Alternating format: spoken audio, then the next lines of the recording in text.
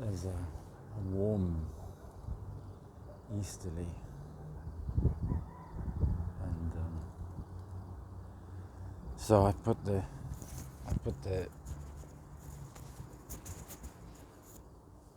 microphone on. I was reading that those notes that Turing made on Church's theory of types, and there's actually one or more pages missing between the pages 4 and 5 that are marked with pencil in the corner. There's something significant missing between 4 and 5 after he talks about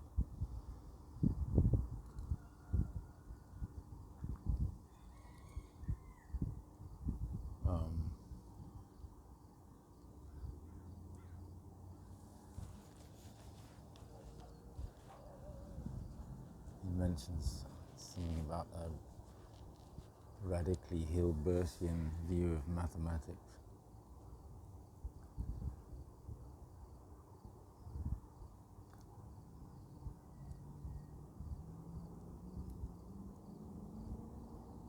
And I was looking at my what I wrote in my tutorial on Hindley-Milner type inference. There is one statement in there which is just so completely far out that, I mean, when Larry Paulson read that, he must have spat his tea out if he read it. And yet he wrote to me after I sent him that, and he said, I haven't read it in detail, but I'm sure it's correct. I mean, so they're definitely. I made the claim that you know that was polymorphic types. You don't have to do type raising and and then I claim that just because you don't have to use those type raising operators, that you can prove that's just absolute fucking bullshit. Absolute. You could not make a stupider inference from.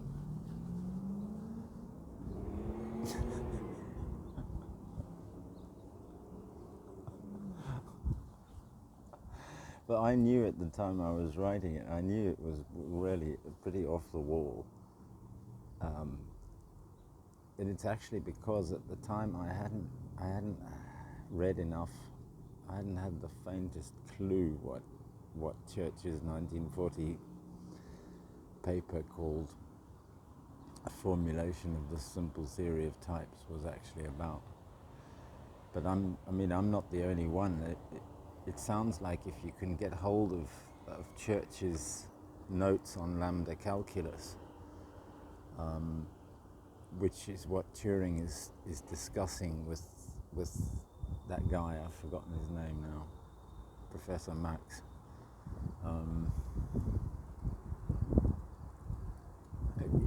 That will give you a huge handle on how to understand Church's 1940, because the whole thing about how proofs by well, it's not proofs by induction. The whole thing, yes, no. What is it? He uses pairs of pairs in order to.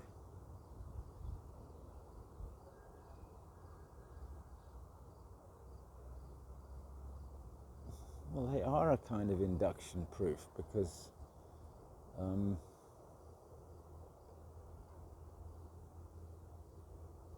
Yeah, proofs by induction.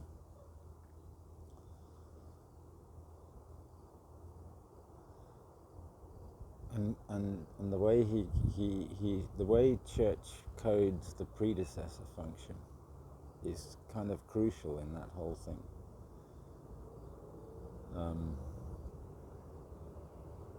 it's not just a single pair, it's a pair of pairs. And he says in the paper a few examples and the reader will understand the idea. But the way he encodes logical negation, I remember when I got how the proof system handled negation, I was pretty impressed.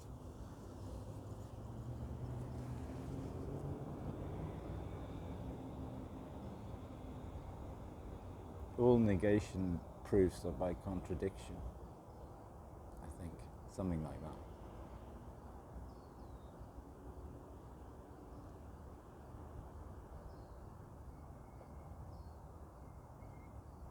But this stuff, I'm sure this stuff's been hidden. That page is missing. You can't go along after the fact and write numbers in pencil in the corners of a page when the text just doesn't connect.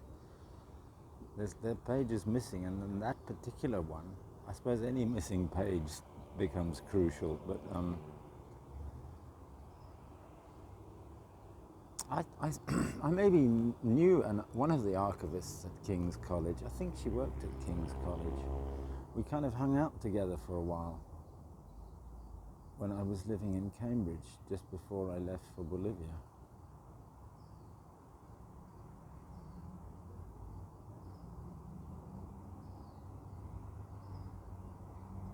I don't know. We didn't hang out. I think we had a kind of dated. Went out for dinner or something, or I went to dinner at her house. I can't remember.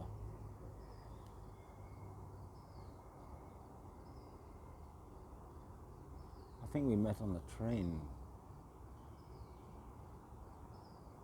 to London or something. I'm sorry, I can't remember your name, but if you're still there, have a look.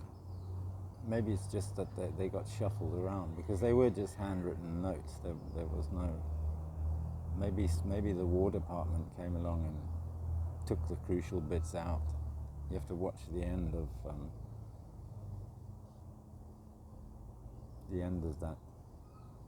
that movie with Benedict Cumberbatch in it.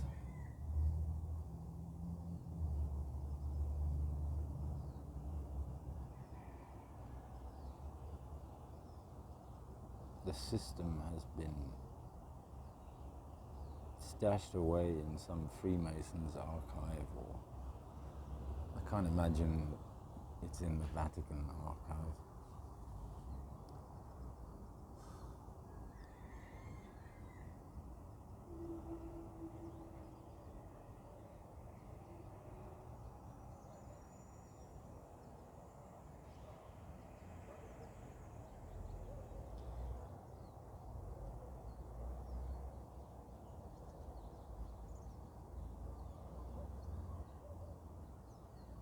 That's what it's about. The first 3 or 4 pages are about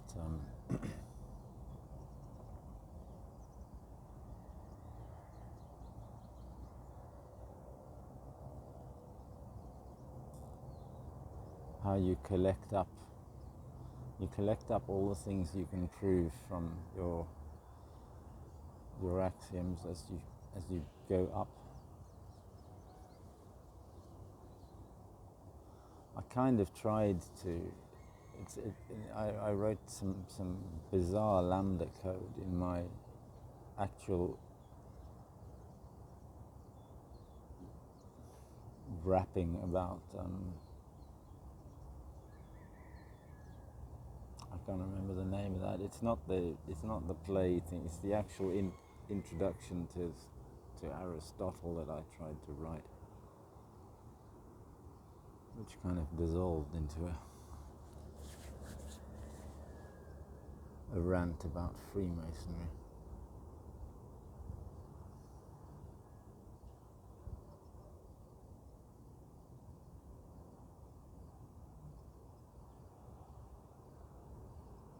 There's some sick shit going on, some really fucking sick shit.